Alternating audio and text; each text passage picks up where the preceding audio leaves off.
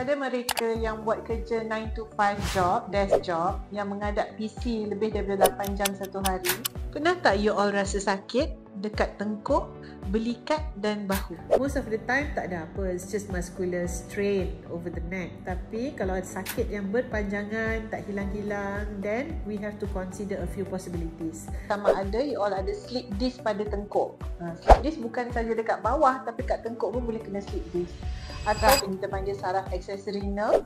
Dia adalah saraf yang supply otot sternocleidomastoid dan otot trapezius. Ni antara sebab-sebab yang menyebabkannya adalah posture yang tidak betul atau poor posture.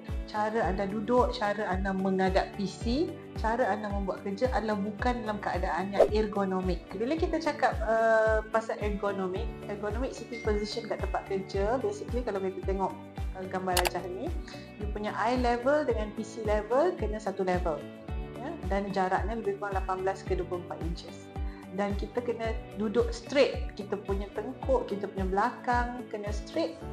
Dan apabila kita pakai keyboard atau mouse, kita tak, sendi pergelangan tangan tu tak boleh too flex atau extend. Nanti kita akan stretch the nerve. So kena straight neutral.